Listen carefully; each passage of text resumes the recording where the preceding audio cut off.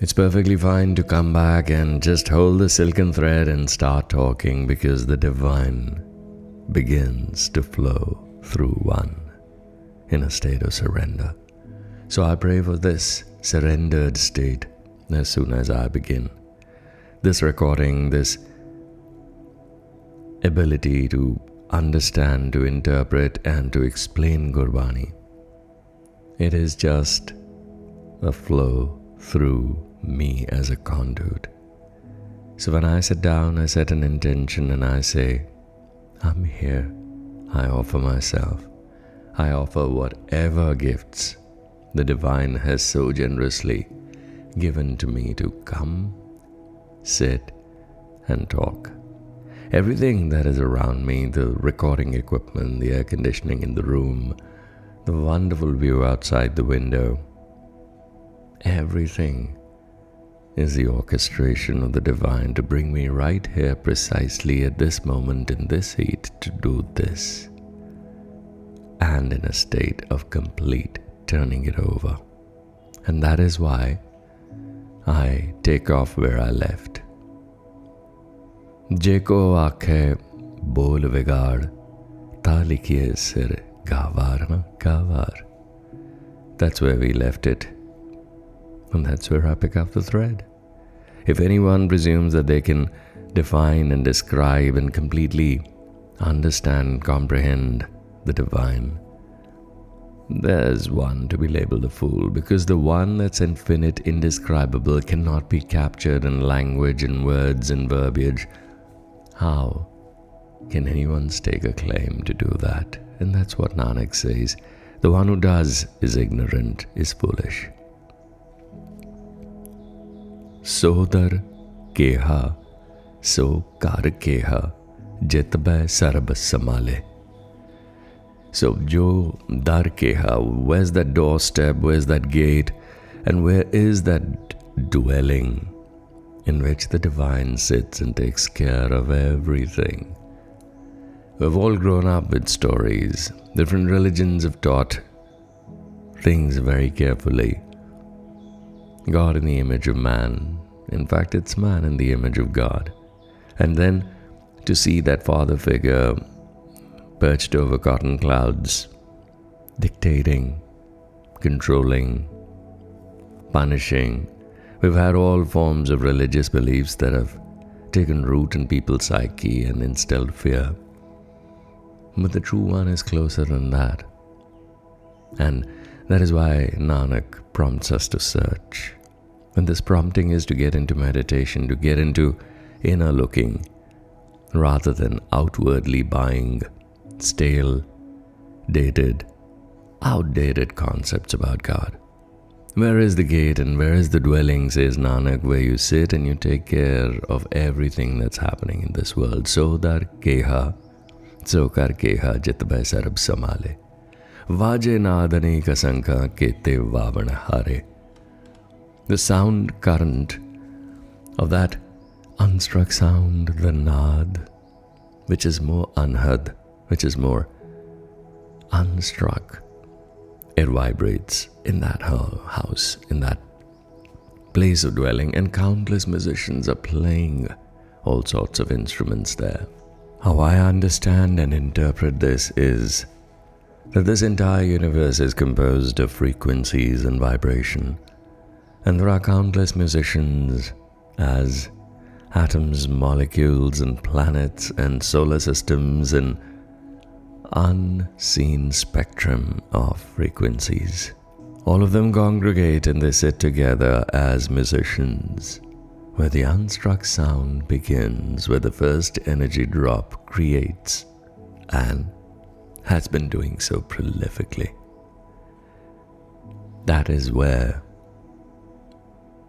Aneka Naad are singing and making their wonderful music of creation. Kete rag parisu kayan, kete gavan hare. And so many ragas, so many musicians are singing.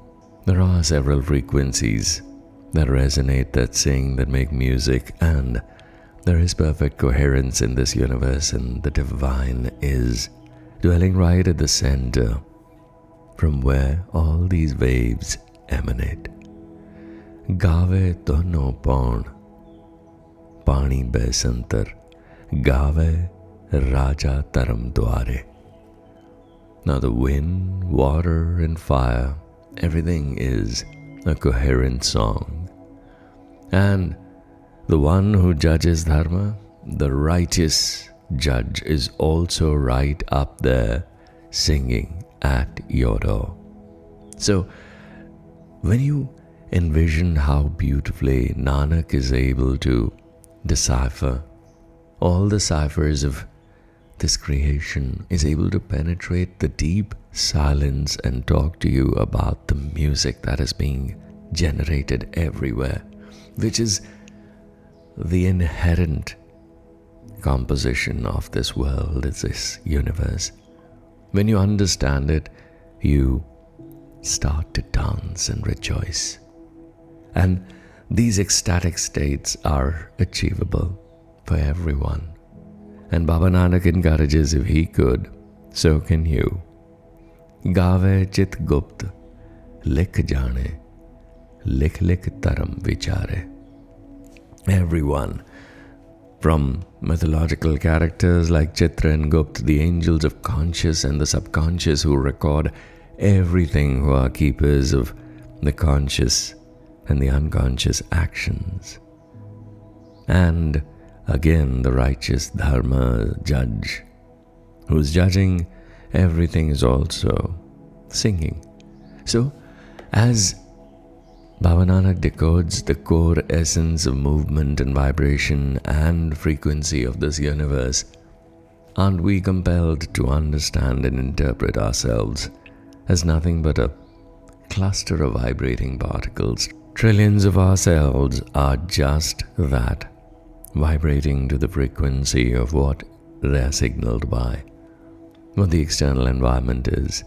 So when we put our ears closer, our bodies closer to Sangat, to Kirtan, to hymns, to vibrations of praise at places of fervor and true devotion, then our cells begin to vibrate in sync with that.